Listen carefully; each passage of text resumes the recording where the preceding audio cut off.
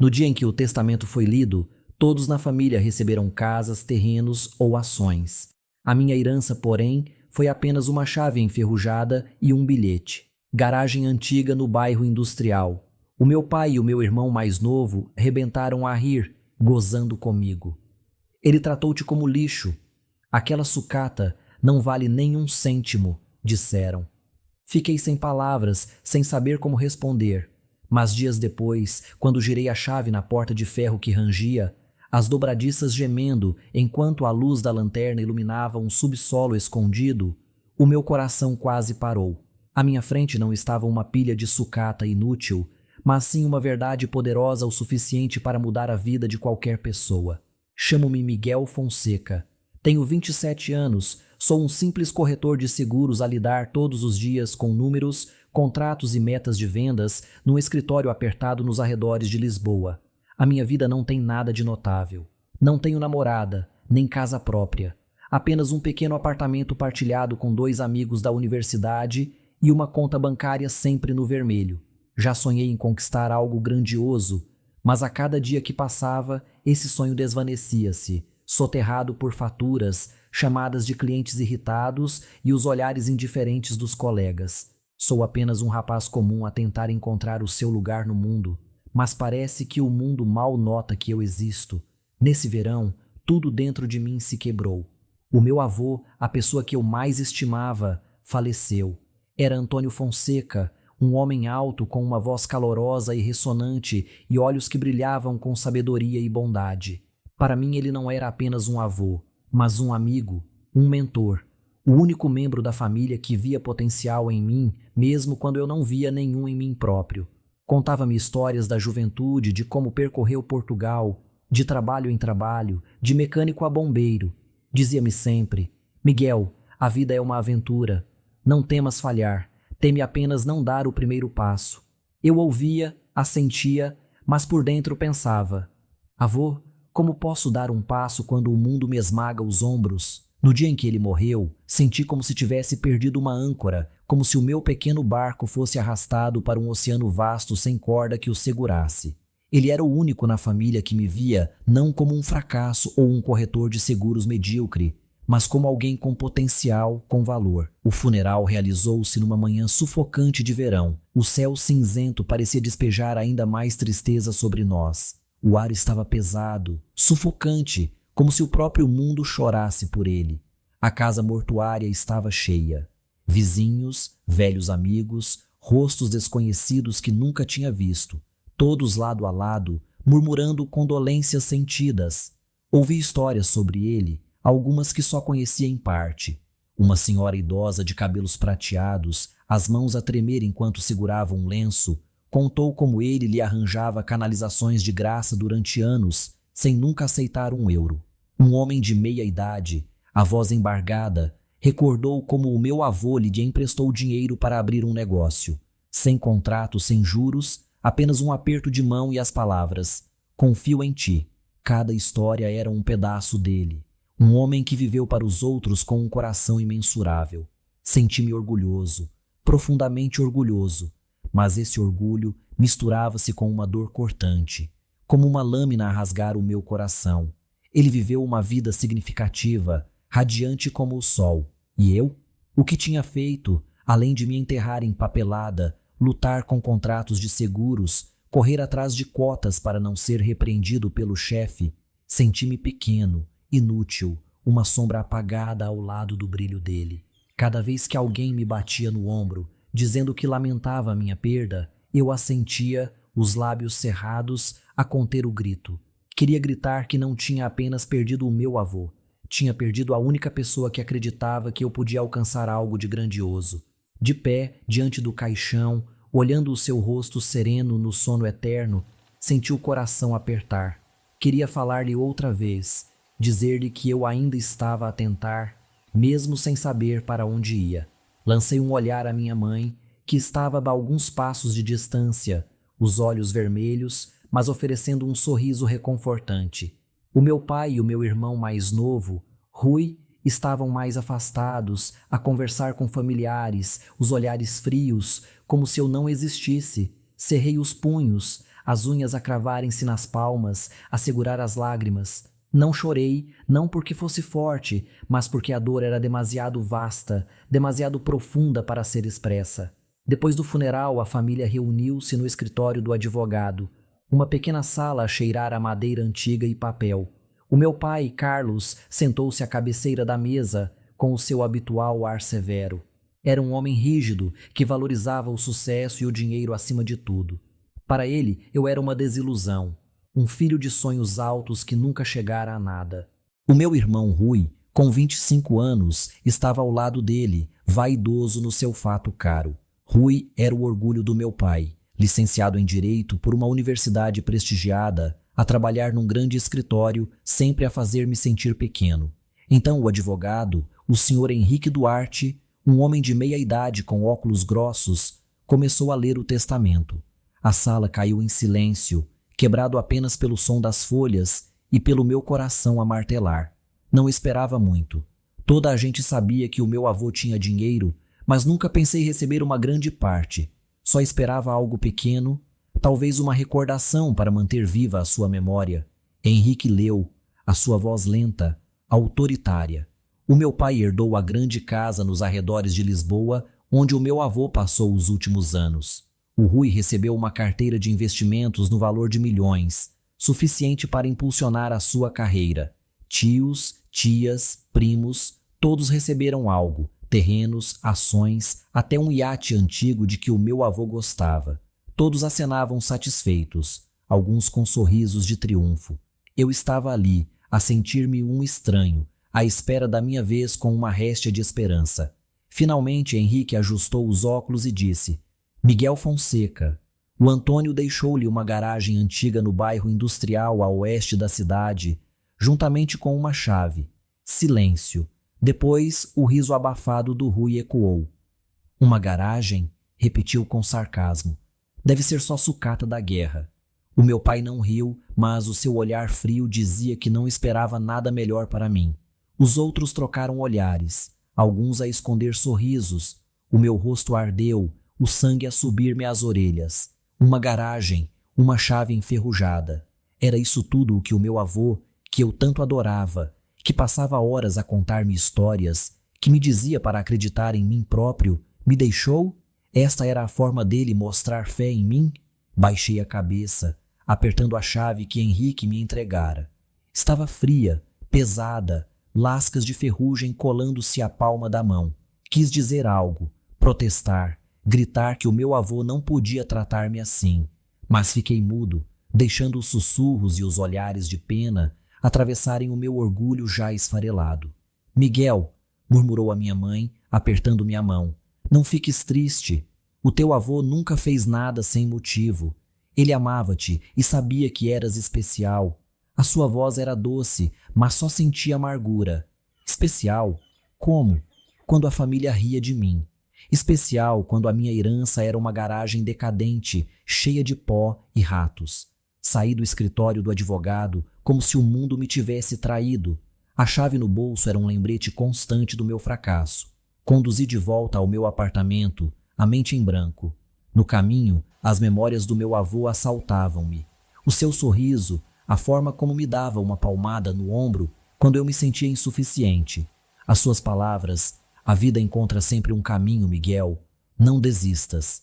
Mas agora, com ele ausente, não sabia em que acreditar. Ele deixou-me uma garagem, uma piada, um insulto ou uma mensagem que eu ainda não conseguia compreender. Nessa noite, deitado no sofá do apartamento escuro, fiquei a olhar para a chave enferrujada em cima da mesa. Não era nada de especial, apenas um pedaço de metal velho, mas agitava uma tempestade em mim. Pensei no funeral, nas suas histórias, no olhar confiante da minha mãe. Teria ele mesmo um propósito ao deixar-me aquilo? Ou simplesmente se esquecera de mim, como parecia ter acontecido com o resto da família há muito tempo? Fechei os olhos a tentar afastar a decepção que corroía o meu coração, mas lá no fundo, uma pequena centelha de esperança tremeluzia. Talvez a minha mãe tivesse razão, talvez houvesse um motivo, e talvez, apenas talvez, aquela velha garagem escondesse um segredo que nunca poderia ter imaginado. Mas naquele momento, não queria pensar mais. A chave enferrujada ficou em cima da mesa como um lembrete amargo do testamento, das gargalhadas da família e da minha insignificância aos olhos deles. Meti-a numa gaveta, tranquei-a, como se isso pudesse apagar a humilhação a esmagar-me o peito. Nos dias seguintes, voltei à rotina de sempre. Acordar às 6, apanhar o autocarro apinhado e entrar no escritório da Seguros All Safe, onde trabalhava há 3 anos. O espaço era frio, com divisórias baixas, telefones a tocar incessantemente e o cheiro acre de café queimado da máquina velha. O meu trabalho era vender apólices de seguro, apólices que às vezes eu próprio duvidava que fossem realmente boas para os clientes. A pressão das metas de vendas pesava como uma rocha, e o meu chefe, Jorge Almeida, nunca me deixava esquecer. Fonseca, tens de aumentar os números, dizia-o a voz gélida, os olhos penetrantes por trás dos óculos. Sabes bem as consequências se não o fizeres. Os meus colegas não eram melhores, eles eram predadores, prontos a fazer qualquer coisa para atingir as metas. Bajulavam clientes, distorciam verdades. Eu não pertencia àquele mundo. Tentava trabalhar honestamente, explicar os termos com clareza, mas isso apenas me isolava. Tolo idealista. Ouvi um colega murmurar atrás de mim. Zombavam, chamando-me o bonzinho ingênuo, em tons de escárnio. Tentei ignorar, mas cada palavra era uma faca a cortar a minha já frágil autoestima. Numa quarta-feira à tarde, enquanto revia um contrato, ouvi uma conversa entre o meu colega João e uma cliente idosa, Dona Margarida. Viúva há cerca de 70 anos, a voz trêmula ao telefone. João pressionava-a a assinar uma apólice de vida com taxas exorbitantes, prometendo benefícios que eu sabia que ela nunca receberia. Espreitei por cima da divisória, vendo o sorriso presunçoso dele, a bater com a caneta como se contasse os segundos para fechar o negócio. Algo em mim ferveu. Pensei no meu avô, que sempre dizia que o mais importante era ser decente. Pensei na Dona Margarida, provavelmente a poupar a vida inteira para agora ser explorada por mentiras açucaradas. Levantei-me, fui até a secretária de João e, mantendo a voz calma, disse: Dona Margarida, desculpe interromper. Acho que deveria rever as taxas de manutenção do contrato. Podem ser mais altas do que espera. João lançou-me um olhar fulminante, mas continuei. Se quiser, posso enviar-lhe uma apólice diferente, mais adequada às suas necessidades. Ela agradeceu-me profundamente, prometendo reconsiderar. Quando a chamada terminou, João atirou a caneta contra a mesa e levantou-se. Estás louco, Fonseca? Isso era um contrato de 100 mil euros? Antes que eu respondesse, apareceu o Jorge Almeida, o chefe, com o rosto vermelho de fúria. Fonseca, ao meu gabinete, já. O escritório pequeno parecia uma cela, as paredes forradas de certificados e prêmios. Ele não me deixou explicar. Quem pensas que és? Um justiceiro? Acabaste de arruinar um grande contrato e manchar a reputação da empresa? Tentei dizer que estava a proteger a cliente, mas ele cortou-me a palavra. Estás acabado, Fonseca. Arruma as tuas coisas e desaparece antes do final do dia. Fiquei paralisado, como se o chão tivesse desaparecido. Despedido. 3 anos curvados sobre uma secretária, a aguentar troças, a tentar provar o meu valor. Tudo apagado num instante. Embalei em silêncio, sentindo os olhares curiosos e gozões dos colegas. O João até esboçou um sorriso quando passei. Saí com uma caixa de cartão cheia de pertences pessoais, o mundo de costas viradas para mim. De volta ao apartamento, afundei-me no sofá, a olhar para o teto. O telemóvel estava mudo. Sem mensagens, sem chamadas. Os amigos que outrora foram próximos tinham se afastado à medida que eu me afundava em trabalho e pressões familiares. O meu pai, se soubesse, lançaria aquele olhar desapontado de sempre. O Rui provavelmente riria, chamando-me de grande fracasso. A minha mãe iria consolar-me, mas nem a sua bondade poderia suavizar o vazio que me devorava. Eu tinha perdido tudo: o emprego, o respeito por mim próprio e a última réstia de esperança de que pudesse fazer algo que valesse a pena. No desespero, abri a gaveta e puxei a chave enferrujada que tentara esquecer. Estava ali, fria, lembrando-me do meu avô, do testamento, da garagem que eu tinha descartado como uma piada cruel. Mas agora, sem nada a que me agarrar, senti um impulso estranho. Talvez aquela garagem, por mais decadente e inútil que fosse fosse a única coisa que ainda era minha. Apertei a chave, a ferrugem a arranhar-me a pele, mas não me importei. Já não tenho nada a perder, murmurei. Levantei-me, vesti o casaco e decidi conduzir até ao bairro industrial a oeste da cidade. Não sabia o que encontraria naquela garagem. Talvez apenas pó e sucata. Ou talvez uma resposta, uma saída, algo que me mantivesse de pé. Seja o que fosse, sabia que tinha de ir. A viagem demorou quase 1 hora, por estradas esburacadas, passando por edifícios abandonados e degradados. O antigo bairro industrial de Lisboa, outrora um centro movimentado, era agora um cemitério de armazéns enferrujados e painéis desbotados.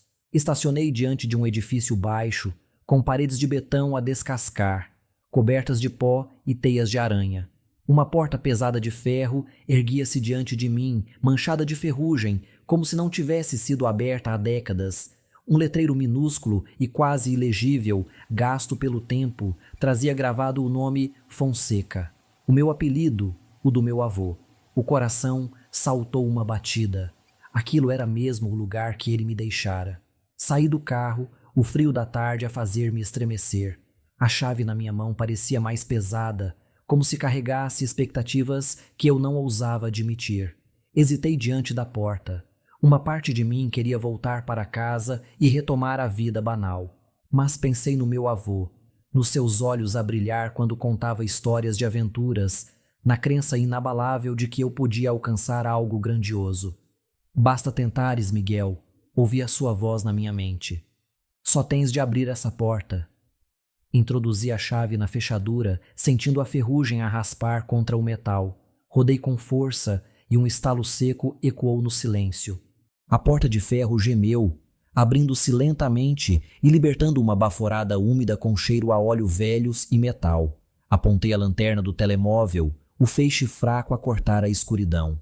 O espaço estava nu, frio, com algumas caixas de madeira podre e um monte de ferramentas enferrujadas no canto. Entrei, o pó a rodopiar sob os meus pés. Então era isto, avô? Murmurei, a voz carregada de amargura. Uma garagem abandonada? Passei a lanterna pelas paredes manchadas e pelo chão rachado.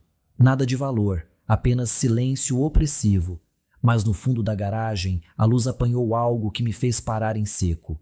Uma porta metálica mais pequena, aparafusada à parede, com um cadeado de combinação antigo. Na chapa de latão, quase apagada pelo tempo, estava gravado: Aniversário do Miguel. O coração disparou. O meu aniversário. A mão trêmula segurava o telemóvel. O meu avô deixou mesmo isto de propósito? Respirei fundo e inseri a minha data de nascimento.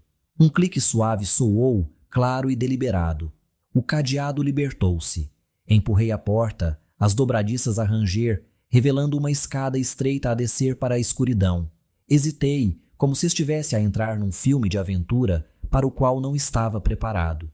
Mas a curiosidade, misturada com desespero, empurrou-me para a frente. Desci os degraus, a luz trêmula da lanterna a iluminar paredes úmidas de betão. O cheiro a terra e metal intensificava-se. No fundo, encontrei-me numa cave pequena, negra como um túmulo. Levantei a lanterna e congelei. Diante de mim havia pilhas de lingotes de ouro a brilhar sob a luz fraca. Arrumados em prateleiras de metal, divididos em 5 seções iguais, cada fila cintilava com um brilho quase hipnótico. As pernas cederam, a respiração prendeu-se. Ouro, centenas de barras. Cambaleei, toquei numa, senti o peso frio na palma. Estou rico, murmurei, a voz a quebrar. Nesse instante vi a minha vida transformar-se. Mansões, carros de luxo, o respeito da família que me ridicularizara. Milionário. Não, bilionário de um dia para o outro. Mas então os olhos pousaram numa pequena mesa de ferro no centro da cave. Sobre ela, um envelope antigo, selado com cera vermelha e as palavras trêmulas escritas à mão. Tarefa para Miguel. O coração acelerou, não de entusiasmo, mas com a premonição de que nada era assim tão simples. Rasguei o envelope, as mãos a tremer tanto que quase o deixei cair. Dentro, uma folha dobrada, a caligrafia frágil mas clara do meu avô. Querido Miguel, Se estás a ler isto, encontraste o cofre. Mas o que vês não é uma recompensa para guardares, é um desafio. Este ouro pertence àqueles que dele precisam mais do que tu. Tens de o entregar nos 5 endereços assinalados nas prateleiras. Toda a informação de que precisas está lá. Perdoa-me por colocar este fardo sobre ti, mas acredito que és o único capaz de o cumprir. Sê forte, Miguel. Sempre acreditei em ti. Deixei a carta cair, a mente em turbilhão, não uma recompensa, não riqueza, um desafio, uma tarefa. Olhei para o ouro cintilante, sentindo como se zombasse de mim. O meu avô tinha me deixado um tesouro, mas que não era meu. Quis gritar, perguntar-lhe por que me fizera isto, mas a imagem dele surgiu na minha mente, o sorriso bondoso, os olhos cheios de confiança. Acredito em ti, escrevera. E naquele instante, na cave fria, uma pequena chama acendeu-se dentro de mim, mas frágil, facilmente ofuscada pelo brilho deslumbrante do ouro. Afundei-me no chão de betão, os olhos fixos nas pilhas douradas. Na penumbra, reluziam como estrelas radiantes a chamar por mim. Fiz contas, mesmo sem ser perito. Cada barra devia pesar vários quilos. Havia centenas, valendo centenas de milhões. Dinheiro suficiente para mudar tudo. Podia comprar uma mansão, um carro desportivo, pagar dívidas e viver uma vida com que nunca ousara sonhar. Imaginei o meu pai, com aquele olhar sempre frio, forçado a olhar para mim com respeito. O Rui, o irmão arrogante, calado ao ver-me entrar numa sala com um fato caríssimo. E os antigos colegas da Allsafe, que zombaram de mim, a engasgar-se de inveja ao testemunhar o meu sucesso. Mas se seguisse a vontade do meu avô, se entregasse o ouro àqueles 5 desconhecidos, ficaria sem nada. Nem um cêntimo, nem uma oportunidade de mudar de vida. Voltaria a ser o Miguel Fonseca, o desempregado desprezado pela família, preso a um apartamento arrendado e a um futuro enevoado. O pensamento apertou-me o peito, como uma mão invisível a estrangular-me. Estendi a mão trêmula e toquei num lingote. Era frio, pesado, assustadoramente real. Levantei-o, deixando a luz da lanterna refletir-se na superfície, a brilhar como uma promessa. Só uma barra. Murmurei para mim mesmo. Quem é que iria saber? Podia vendê-la em segredo, arranjar um comprador no mercado negro, trocar por alguns milhões. Ninguém descobriria. O meu avô já não estava cá e aquele cofre era o meu segredo. Imaginei-me a segurar notas, a liberdade de não ter mais de me preocupar com contas ou olhares de desprezo. A tentação cresceu como uma onda gigante a afogar o resto da minha razão. Mas então, como um raio a atravessar minha mente, a voz do meu avô soou clara, como se estivesse ao meu lado. Riqueza não é o que guardas para ti, mas o que és capaz de dar. Recordei uma tarde de verão, muitos anos antes, quando eu tinha 12 anos e estava sentado com ele num banco do quintal. Segurou-me a mão, os olhos fundos, e disse aquelas palavras com uma sinceridade que nunca esqueci. Na altura não compreendi bem, mas agora, naquele cofre, cortavam a névoa da tentação como uma lâmina. Pousei o lingote, as mãos ainda a tremer. A imagem da minha mãe surgiu na memória. Doce, firme. O teu avô tinha os seus motivos, dissera depois da leitura do testamento, quando a família riu de mim. Ela sempre acreditara em mim, mesmo quando eu não acreditava. E o meu avô, ele escolheu-me a mim. Não ao meu pai, não ao Rui. A mim, para esta tarefa. Acreditava que eu conseguiria. Mas conseguir o quê? Entregar uma fortuna, enquanto eu não tinha nada. Fiquei horas ali sentado, a mente dividida entre 2 caminhos. Um oferecia riqueza, poder, o reconhecimento que eu sempre desejara. O outro era uma promessa ao meu avô, uma herança invisível que eu não entendia por completo. O cofre estava em silêncio, apenas o som da minha respiração e do coração a bater descompassado. Olhei para o ouro, depois para a carta, a caligrafia trêmula dele a exigir uma resposta. A noite caiu, o ar da cave tornando-se mais frio. Abracei os joelhos à procura de uma razão para ficar com o ouro. Mas cada vez que estendia a mão para um lingote, a imagem do meu avô surgia, os olhos a trespassar-me a alma. Acredito em ti. Fechei os olhos, respirei fundo e murmurei. Avô, Não sei se sou suficientemente forte. Quando a primeira luz da madrugada entrou pela porta do cofre, levantei-me, as pernas pesadas, mas a mente por um instante mais clara. Eu ia seguir a sua vontade. Não podia traí-lo. Não podia trair a fé da minha mãe. E mais importante ainda, não podia trair a parte de mim que ainda acreditava no certo por mais difícil que fosse. Aproximei-me da primeira pilha de ouro, li o endereço do destinatário e comecei a arrastar a caixa. Era mais pesada do que imaginava, mas não me permiti ceder. Subi os degraus, passo a passo, o suor a escorrer-me na testa. Quando a carreguei para a bagageira da carrinha, olhei uma última vez para o cofre. O ouro ainda cintilava, a sussurrar a sua sedução, mas eu já tinha decidido. Avô, disse baixinho, a voz a quebrar no ar frio da manhã. Vou confiar em ti mais uma vez. Espero não estar enganado. Fechei o cofre, tranquei-o e subi para a carrinha. O motor roncou, quebrando o silêncio do bairro industrial. À minha frente estava um caminho cujo fim eu desconhecia, mas no coração senti um alívio estranho. Não sabia o que enfrentaria: perigo, fracasso ou algo maior. O primeiro endereço na carta do meu avô levava-me ao norte de Portugal, a uma região montanhosa remota perto de Montalegre, onde o inverno chegava cedo e o frio cortava até aos ossos.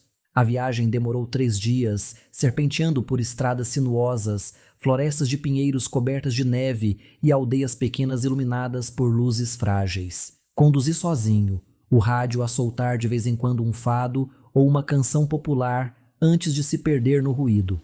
Quanto mais avançava, mais sentia o peso daquela tarefa, no corpo e na alma. Cada vez que parava para meter combustível ou comer numa tasca de estrada, não conseguia evitar olhar para a bagageira. O coração acelerava ao pensar: estou a transportar uma fortuna. E se eu simplesmente fugisse?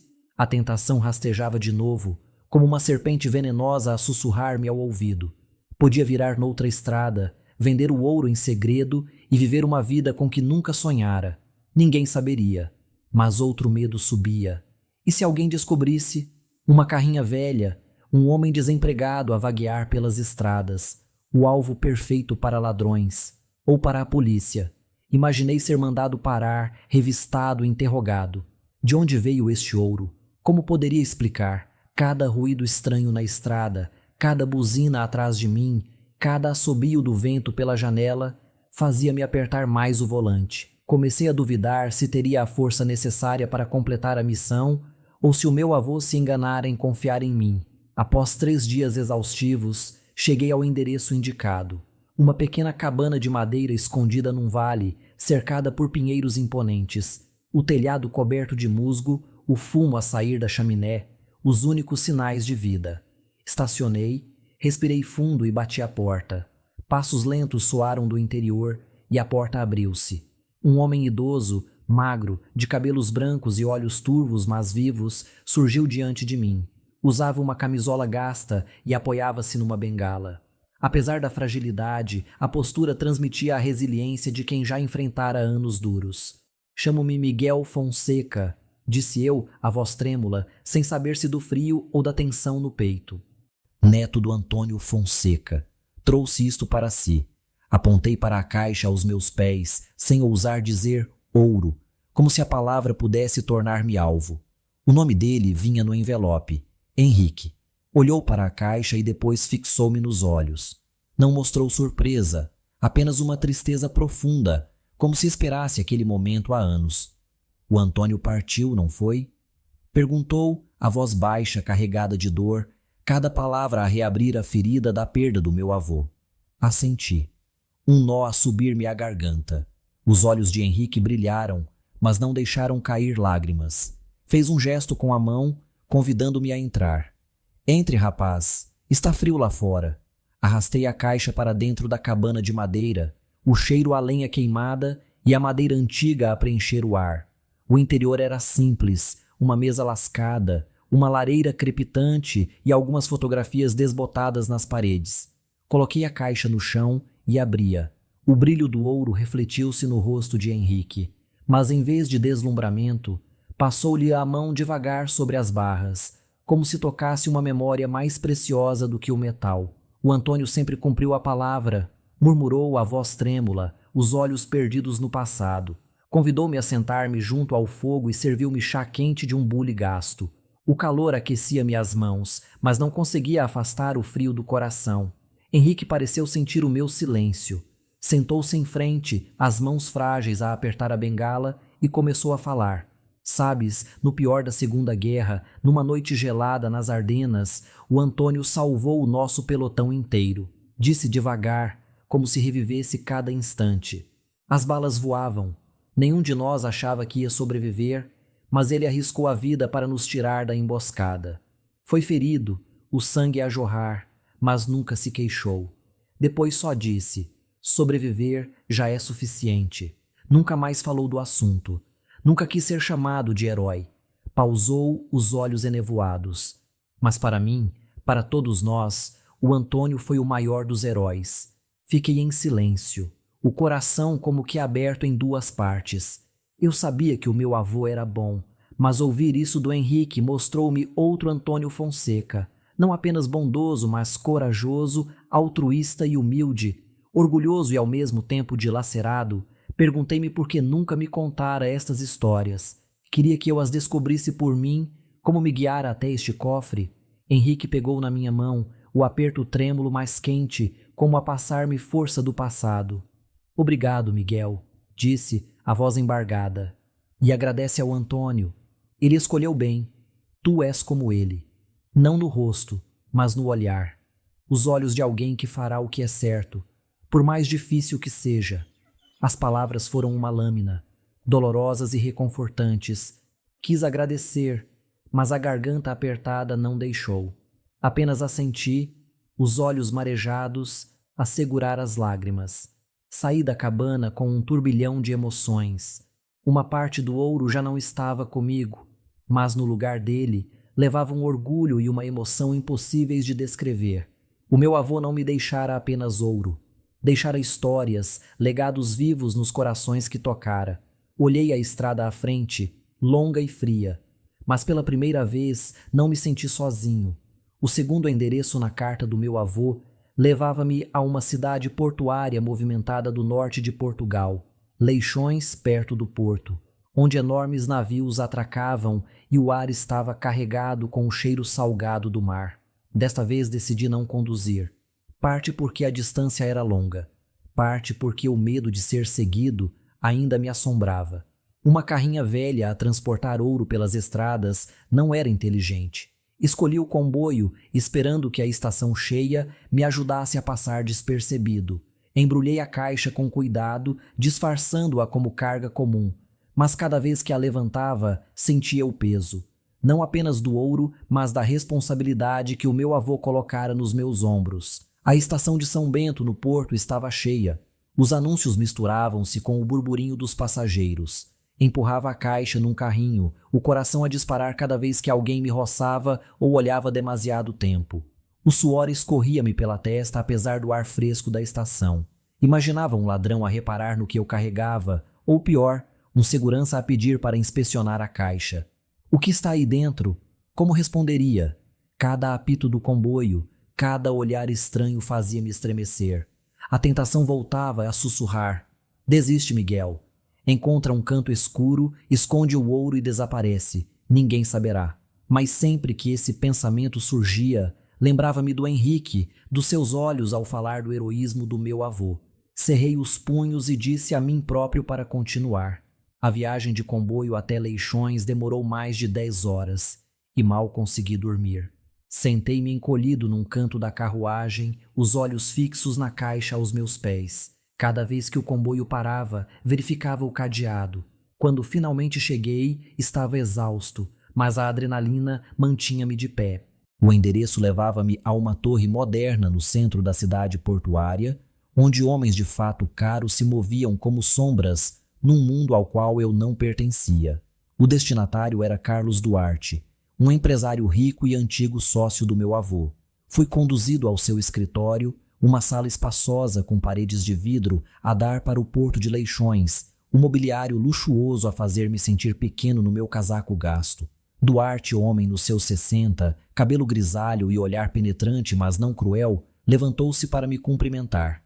Neto do Antônio Fonseca, já ouvi falar de ti, disse, a voz calorosa, como se me esperasse há anos. Coloquei a caixa no chão, as mãos a tremer ao abri-la. Mas em vez de surpresa ao ver o ouro, Duarte esboçou um sorriso triste, tingido de memória e arrependimento. É bem ao estilo do Antônio, murmurou, quase para si mesmo. Convidou-me a sentar numa poltrona de couro e serviu um copo de vinho do porto de um decantador de cristal. Recusei com um aceno envergonhado. O Antônio começou do nada, sabias? Disse a voz lenta, como quem abre um livro antigo. Apenas um mecânico com grandes sonhos, mas tornou-se milionário, construiu uma fortuna impressionante. Sempre admirei o espírito incansável dele. Ouvi como se visse outra versão do meu avô, um homem que ousava confiar nos outros, mesmo quando o mundo lhe virava as costas. Duarte continuou, os olhos a brilhar de respeito e tristeza. Anos atrás, o Antônio ficou-me a dever.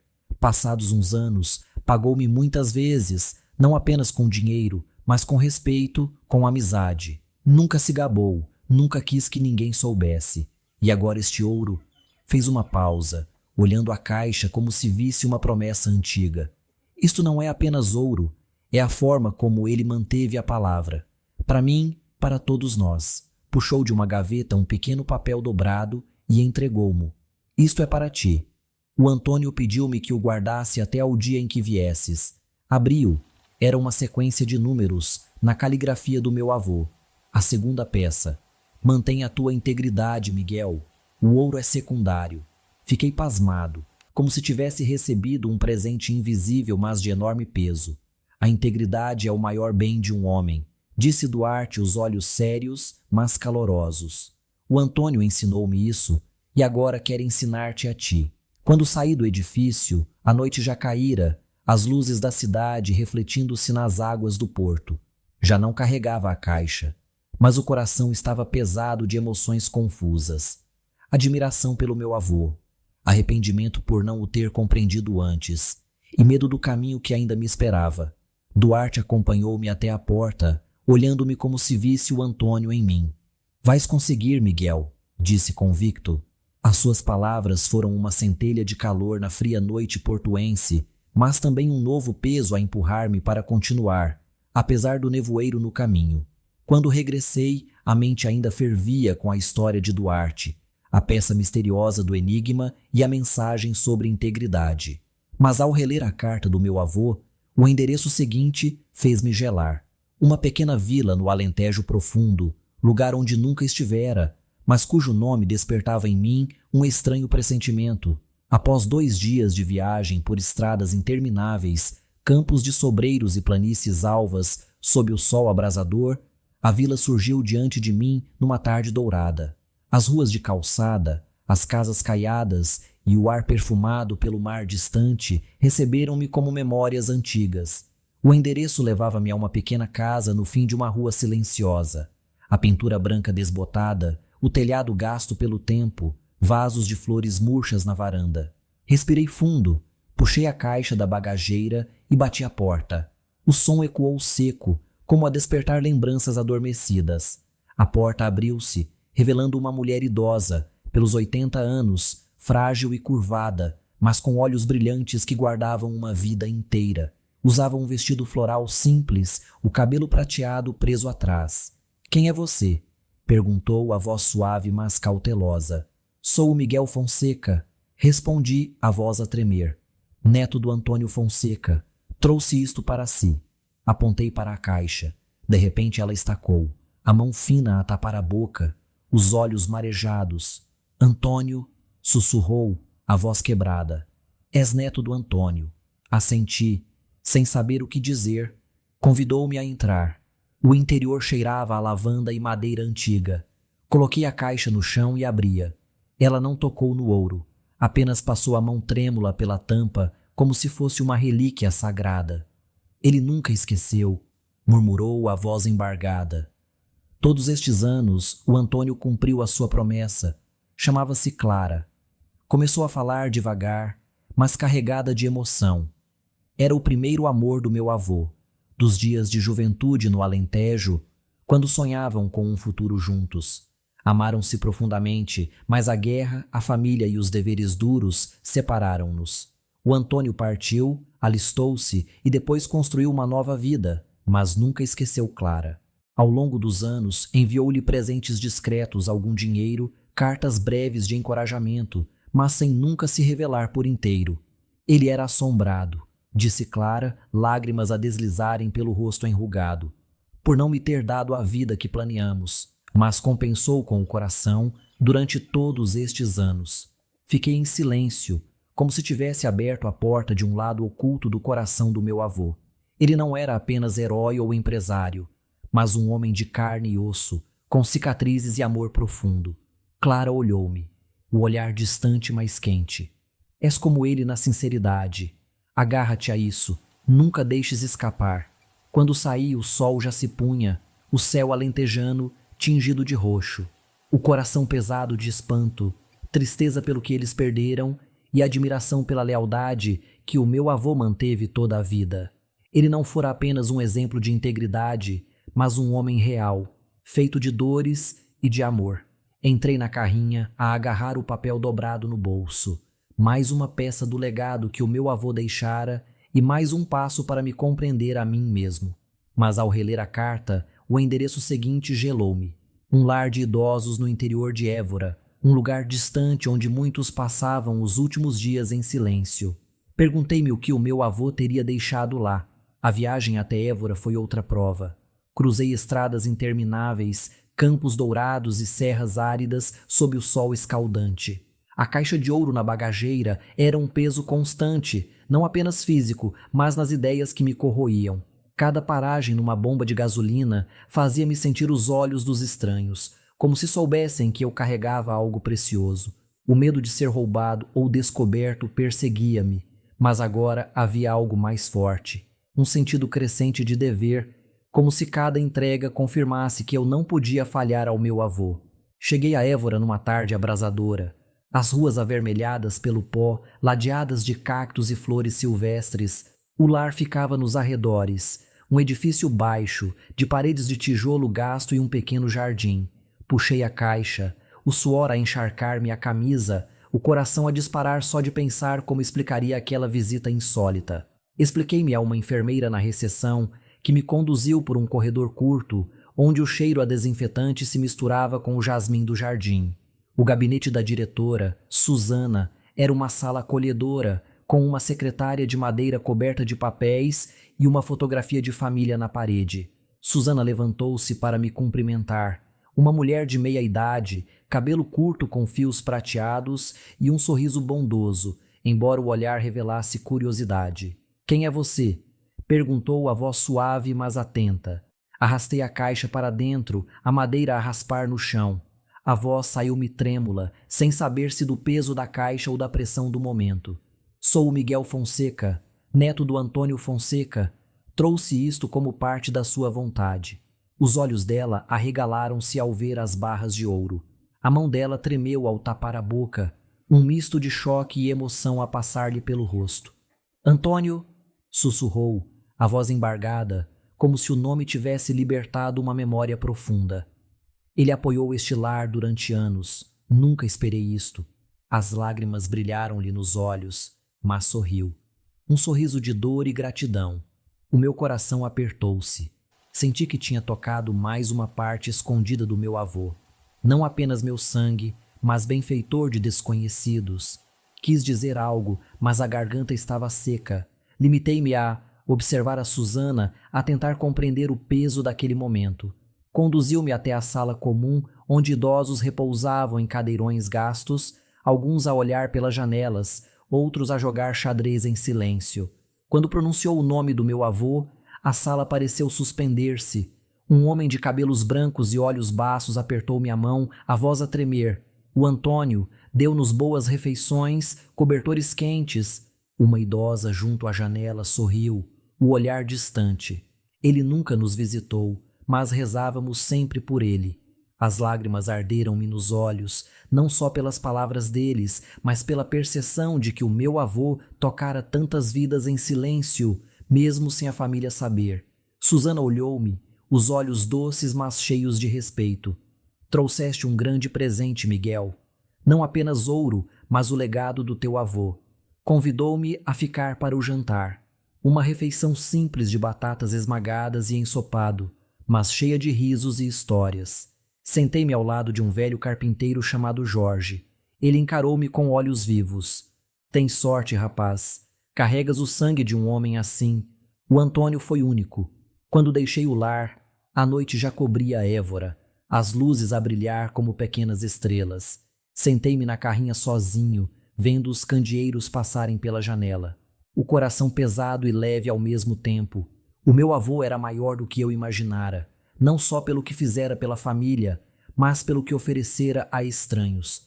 Liguei o motor, ciente de que esta viagem me estava a mudar, pouco a pouco, de formas que nunca previra. Ao abrir novamente a carta dele, o último endereço fez-me gelar.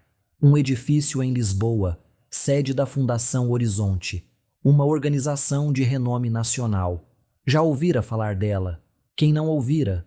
Mas pensar que o meu avô estava ligado a algo assim fez o meu coração disparar, como se fosse tocar na última peça de um puzzle que só vira aos fragmentos.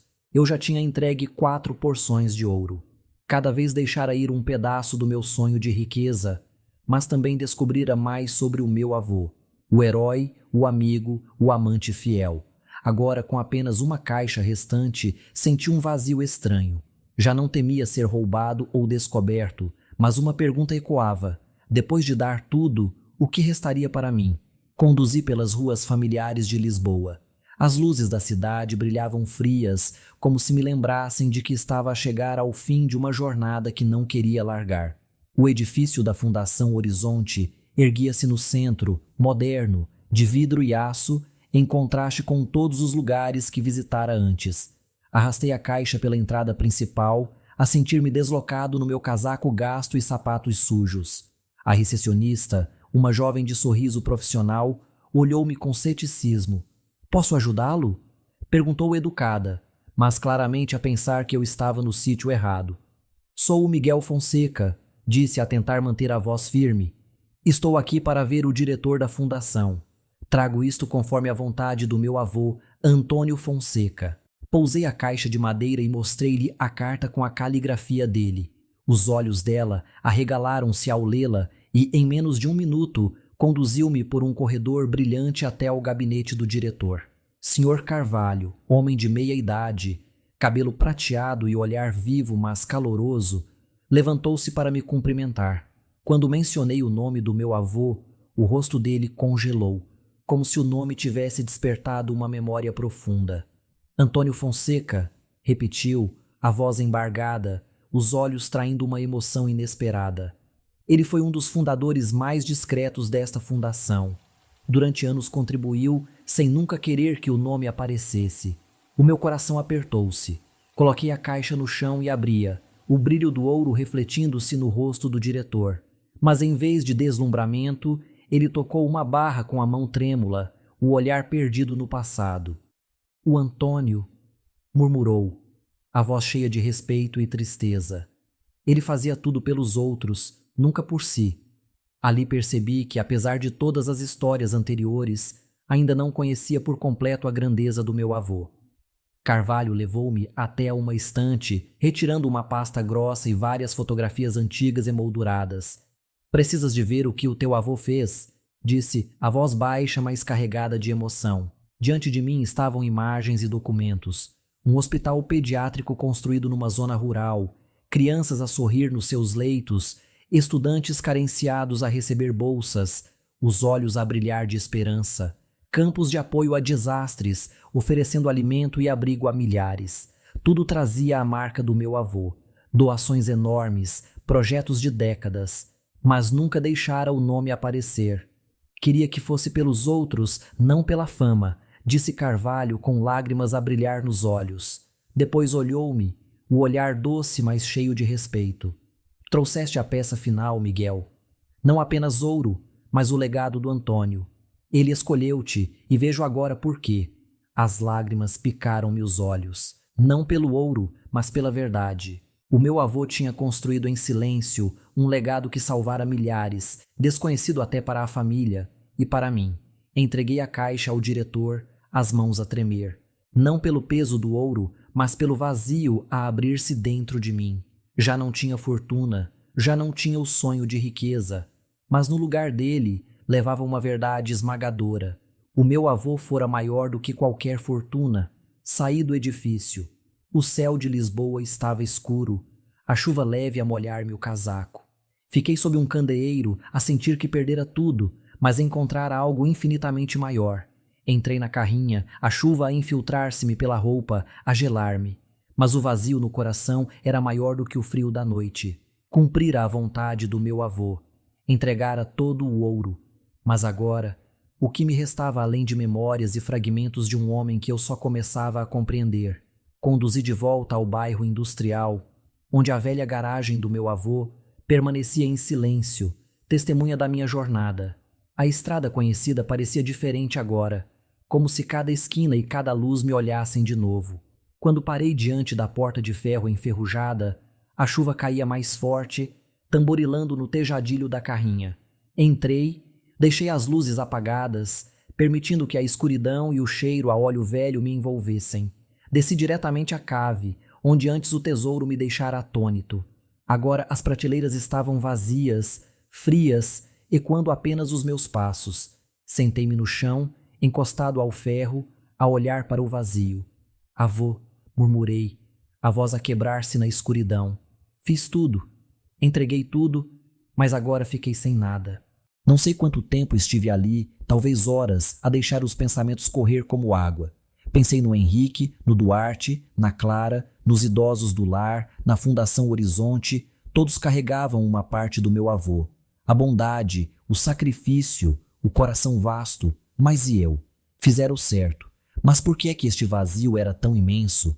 Abracei os joelhos, como uma criança perdida, à espera de uma resposta que talvez nunca viesse. Então um som quebrou o silêncio, o ranger seco da porta de ferro lá em cima. O coração disparou, a mão a agarrar o telemóvel por instinto. Alguém estava ali. Levantei-me de repente, a luz trêmula da lanterna a iluminar a escada. Uma figura alta e magra descia, os passos lentos, mas firmes. Miguel Fonseca, chamou uma voz grave, não ameaçadora, mas suficiente para me deixar em alerta. O homem desceu até que a luz revelou o rosto. Cerca de 60 anos, cabelo grisalho, fato preto impecável, olhos penetrantes mas não frios. Sou o Dr. Arthur Henriques, advogado privado do Antônio Fonseca. Fiquei gelado, a mente em turbilhão. Advogado privado? O meu avô nunca o mencionara, e como sabia que eu estaria ali exatamente naquele momento? A voz saiu-me trêmula. Como soube que eu estava aqui? Arthur esboçou um leve sorriso, misterioso mas tranquilizador. O Antônio sabia que voltarias. A voz baixa, como se recitasse uma história já escrita. Instruíra-me a acompanhar a tua jornada de longe para garantir que cumprias a tarefa. Esta cave tem um sistema discreto de alarme, acionado quando abriste a porta pela primeira vez. Avisou-me, e eu sabia que regressarias depois de entregares todo o ouro. O Antônio planeou tudo. Ele sabia que tu não desistirias. A minha cabeça girava num turbilhão de choque e confusão. Um sistema de alarme. O meu avô tinha orquestrado tudo, desde o ouro até aquele momento. O Dr. Arthur Henriques pousou uma pasta de couro sobre a mesa de ferro da cave, abrindo-a para revelar um envelope espesso selado com cera vermelha, idêntico ao que eu encontrara antes. Deves ler isto, disse, a voz calma mas firme. As minhas mãos tremiam ao segurar o envelope, a caligrafia familiar do meu avô a olhar-me de frente, para o Miguel, quando a jornada estiver concluída. Rasguei-o, o coração a martelar. Lá dentro, uma carta e uma pilha de documentos legais. Li cada linha, cada palavra a perfurar-me o peito. Querido Miguel, se estás a ler isto, significa que concluíste a tarefa que te deixei. O ouro do cofre não era uma recompensa, mas uma prova. Quis saber se tinha suficiente honestidade, fé e compaixão para fazer o que é certo, mesmo quando dói. E conseguiste. Não podia estar mais orgulhoso. O que eu queria transmitir-te não era ouro, mas os valores pelos quais vivi. Honestidade, confiança e amor ao próximo. Mas não te deixo de mãos vazias. Há anos, criei um fundo legal no valor de 10 milhões de euros, incluindo imóveis, ações e contas bancárias. É teu, Miguel, porque provaste ser digno. Deixei a carta cair, as lágrimas a correr-me incontroláveis pelo rosto. Estava atordoado, incapaz de acreditar no que lera. 10 milhões de euros? Olhei para Arthur, a voz embargada. Isto é real? Ele assentiu, os olhos serenos. O fundo foi criado há muitos anos, à espera que terminasses a jornada. O Antônio sabia que tu serias capaz. Ele sempre acreditou em ti. Caí de joelhos no chão frio, a sentir que o mundo se virara do avesso. Os longos dias em que pensei ter perdido tudo, as noites sem dormir, com medo de ser assaltado, os momentos de tentação, de dúvida, de luta entre o egoísmo e o dever, tudo tinha levado até ali. Eu não herdara apenas riqueza, mas o legado imenso do meu avô, vivo nos corações daqueles a quem ajudara. O Henrique, o Duarte, a Clara, os idosos do lar, as vidas salvas pela Fundação Horizonte. Olhei para a cave vazia, agora apenas um espaço oco, mas o meu coração estava cheio. O meu avô não me deixara apenas ouro ou dinheiro. Deixara-me uma lição, viver pela bondade, pela justiça e pela humanidade. Subi e saí da garagem. A chuva tinha parado e a lua iluminava da estrada à frente. Conduzi por ruas novas, o olhar firme. Já não era apenas um jovem milionário. Era Miguel Fonseca, portador do legado do meu avô, e viveria de modo a ser digno da confiança que ele depositara em mim.